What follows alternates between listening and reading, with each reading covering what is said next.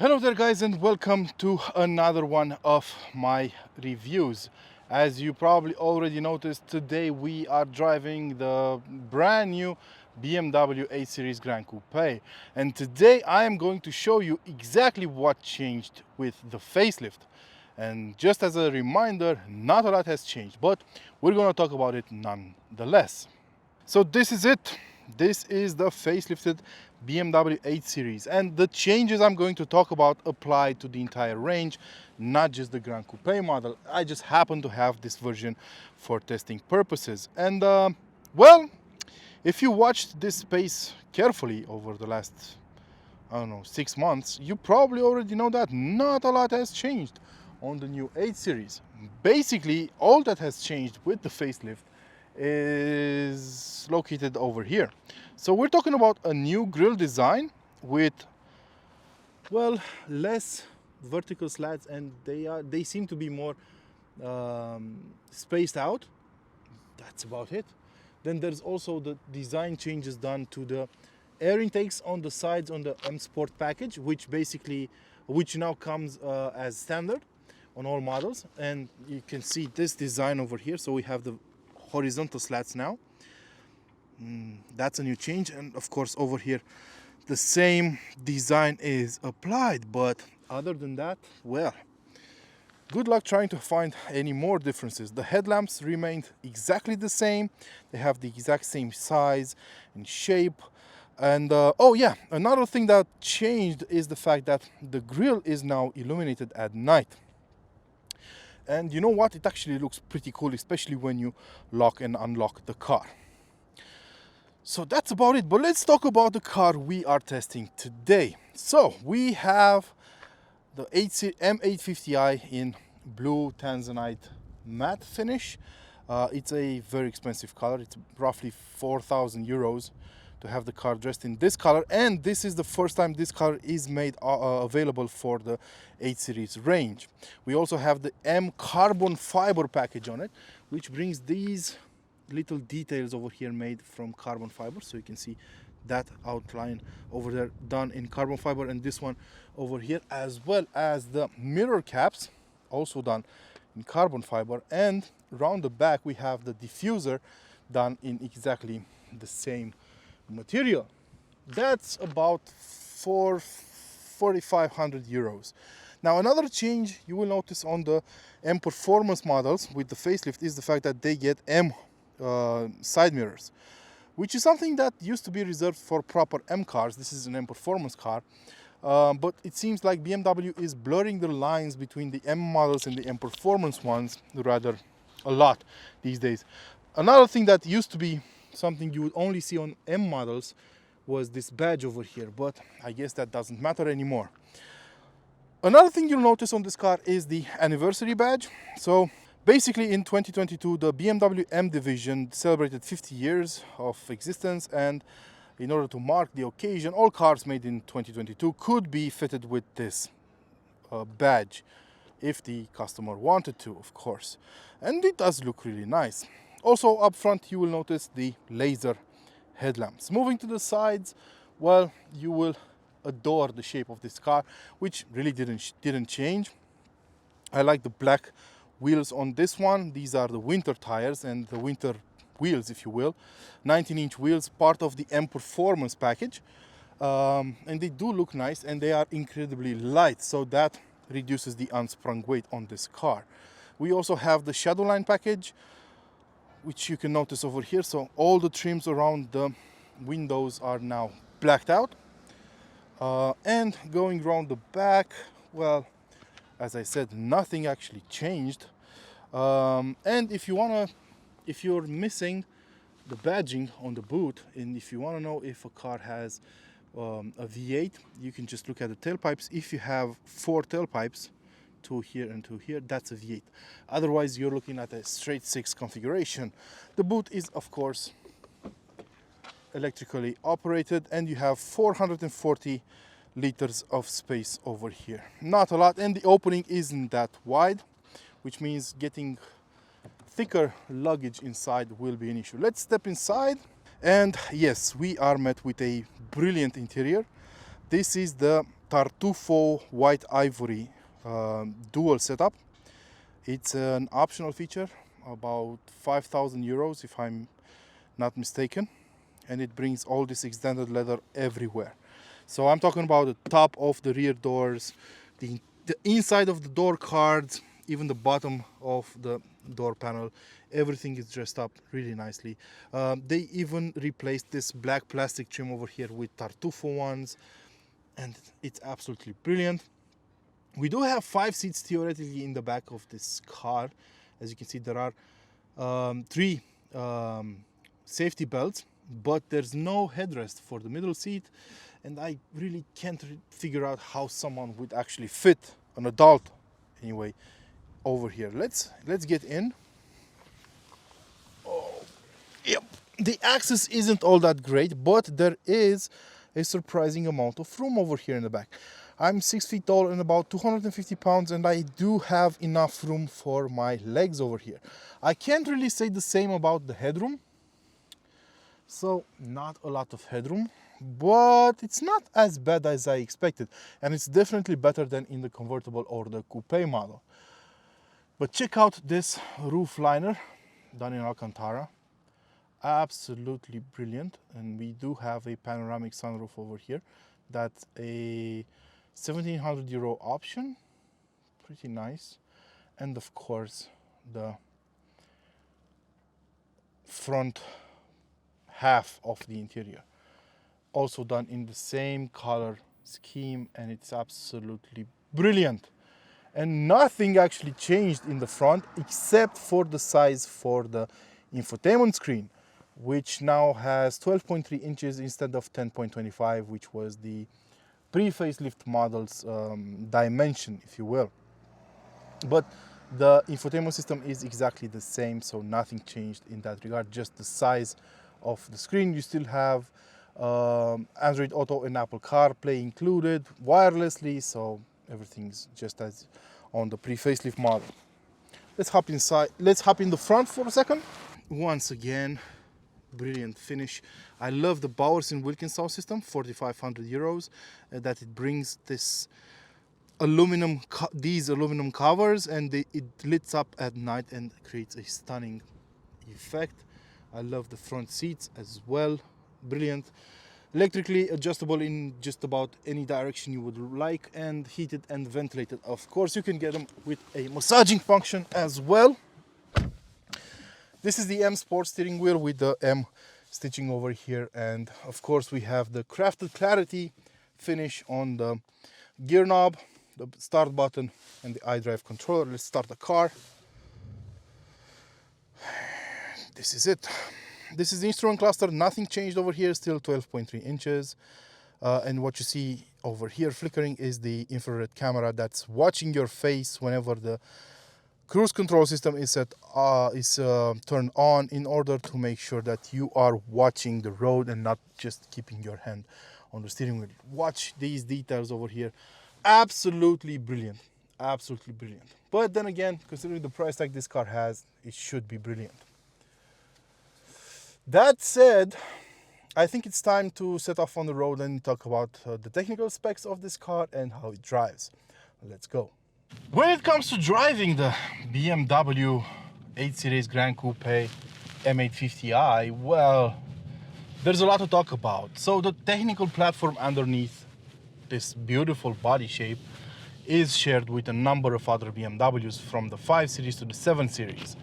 And that brings a couple of advantages to this car. First of all, it can be set up to be incredibly comfortable, and that's the first thing you're gonna notice when you hop inside the 8 Series Gran Coupe and start off and try and see how it drives. You will notice the comfortable driving sensation you have. You'll have the opportunity to see a car at work with normal suspension, not an air suspension, that's capable of softening even some of the worst potholes you've ever seen. The first time I got inside this car and started driving it, I thought it was on air suspension. It feels that comfortable overall. And I was surprised to learn that it wasn't actually an air suspension that was keeping me so afloat all the time. Actually, this uses a double wishbone setup, and it has a multi-link independent suspension front and back that makes things incredibly comfortable. Of course, we have adaptive dampers, so when you go into sport mode, it does change quite a lot, but otherwise this car is incredibly soft. We are running on 19-inch wheels though, which are basically the smallest you can get on this car. You could go up to 20-inch wheels. Actually, this car was configured with 20-inch wheels, but these are like the winter wheels, if you will, so that's why they're smaller, but they are part of the M Performance package, the M Performance, I don't know, catalog, so they are quite light, so they don't add a lot of unsprung weight to the total of the car. Now, driving this car around town is a sublime experience. It is incredibly comfortable, but it is also very quiet. However, since the 8 Series Gran Coupe is a 5.1 meter long car, you will have some issues navigating through narrow streets, especially in older cities. However, this car does have the integral steering option, and that means the rear wheels will steer along with the front ones to help reduce the turning radius, and they do help out a lot around town, making parking in tight spaces a lot easier for a car that's this long. But what don't we do for design? Because even though this car is 5.1 meters long, it doesn't really show it inside. It does have enough room, as I showed you, but not exactly the amount you would expect from a car this long. Leaving the inner city streets behind, when you go outside the city limits, you will notice that this is a true grand tourer. I could cover thousands of kilometers on board of this car and wouldn't feel tired whatsoever at the end of the trip. It's so damn comfortable. These seats are incredibly comfy, and they are very supportive as well. The car is well sound insulated, and you will reach eye-watering speeds in a couple of seconds, which means you can cover extensive amounts of ground in very short periods of time, as long as you're not breaking the law and as long as you don't care about the fuel consumption. But this is a rocket on wheels. It will do 100 kilometers an hour from standstill in 3.9 seconds, and it is incredibly fast. When you launch it, the car basically jumps forward when you release the brake pedal. It is quite an experience to be had. But I didn't really mention the drivetrain, did I? Well, the 8 Series Gran Coupe can be bought with 3 motor choices. You can have the 3-liter diesel straight 6, the 3-liter petrol straight 6, namely the 840D and the 840i, and you can have this one, the BMW M850i xDrive. This one uses the N63 engine, which is a 4.4-liter twin-turbo V8, a hot V twin-turbo with 530 horsepower and 750 Newton meters of torque. No matter which one you get an 8-speed automatic gearbox. It's a torque converter from ZF. It is a brilliant gearbox. Nobody ever complained about it. And you also get all-wheel drive. Now, along with the facelift, there have been some changes done to the model ranges. Basically, you get the M Sport package included for free as standard. There's an M Sport Pro package though, which adds a couple of interesting tidbits on top of what the M Sport package would otherwise offer. And this car also has an active rear differential, the M Sport rear differential, which does help out when you want to drive in a sportier fashion. This car does have the M Professional suspension, which is an adaptive setup, and it keeps the body weight in check rather nicely. And it does change the character of the car when you're driving in a faster manner, if you will. Now, what about driving on the limit? Well, the first thing I noticed is there isn't a lot of feedback in the steering wheel. Even in sport mode, the steering does get a lot heavier, but it doesn't improve the feedback. So that's the number one thing I noticed. It's not terrible, but it's not great either. Then there's the brake pedal. Perfectly balanced. I mean, even the brake pedal travel is perfect. Not too sensitive, not too harsh, just the way it's supposed to be. And the brakes do inspire a lot of confidence. I have been relying on them quite a lot while driving this car in a spirited fashion. Let's call it that, if you will, not breaking the law. Now, in the corners, the car turns like it's on rails. You do feel the weight at times, especially on the rear axle. If you're trying to oversteer, it will rather stick its butt out, but it is incredibly well balanced overall, and the throttle response is impeccable for a twin turbo setup. It's incredibly sharp. So let me just show you. Let me slow down a bit. So I'm in comfort mode. It just goes. It just goes. And in sport mode, the pedal response is even better. In comfort mode, it does take a while to drop a gear or two, depending on the speed you're doing. But in sport mode, it's always ready to go, and it is impeccable in that regard. And I actually like the sound of the engine as well. It's something you rarely hear these days anymore, because, you know, all the filters we have to add on and so on do mute our engines. This one also has an OPF filter, which is an auto particulate filter, and it does take away some of the sound this V8 usually makes. But BMW did fit this car with active sound design, which means it does pump some fake V8 noise in the cabin to amplify the acoustic feeling, I guess. But it feels really natural. You can barely tell it's coming from the speakers and not from the engine or the exhaust itself. Now, I know you're gonna say, oh, that's fakery, they shouldn't do that. I know, but at the same time, customers are asking for very quiet and refined cars at higher speeds, and you cannot just turn the interior of this car into a cocoon without losing some of the sound you actually want inside.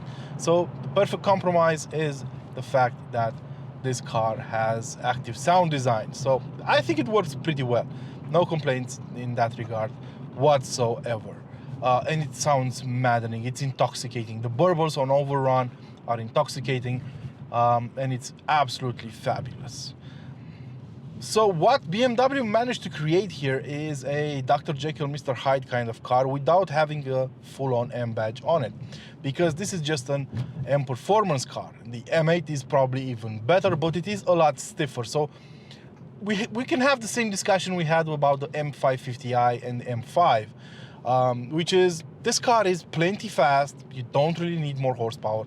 You don't really need a faster car. And it's also incredibly comfortable. Now, if you want a faster 8 Series Gran Coupe, you can get the M8. But that will come with some trade-offs, like a stiffer ride, more expensive maintenance, if you will, a higher fuel consumption, and so on. So I think this would be just perfect for most people. Plenty of speed, few cars on the road will keep up with you. You don't really need the M8, but that's a discussion for you guys to have in the comment section below. I thoroughly enjoyed this car. Before we say goodbye to it, I have to mention that I was also impressed by the fuel consumption. So around town, I saw an average between 14 and 16 liters per 100 kilometers covered, which is amazing for a car with this kind of power and this kind of engine. I was expecting over 25. But this car surprised me. On a series of B roads with an average speed of around 70 kilometers an hour, that fuel consumption figure dropped to 8.5 liters per 100 kilometers covered, and on the highway it was around 11-12 liters per 100 kilometers covered, which isn't bad either. So overall, it's quite a frugal car. If you manage to keep that voice in the back of your head in check, that's going to be constantly telling you to press the gas pedal harder, to go harder, to hear the engine noise, I don't know, break the law and stuff like that. You have to keep that pesky little bugger in check in order to keep your license and stay away from trouble. But overall, this is an amazing machine, and I think it's one of the last dinosaurs of its breed, because this kind of interior won't be around for long. I mean, we've seen car makers transitioning to eco-friendly materials, to textile materials, and so on. Even BMW has cashmere on the 7 Series, the new 7 Series. So I think we should appreciate these cars while they're still around, and while we are not completely overrun by SUVs and crossovers. This has been my review of the BMW 8 Series Gran Coupe. I hope you guys enjoyed it. Until next time, don't forget to like, share, and of course, subscribe to keep this channel alive. Ciao.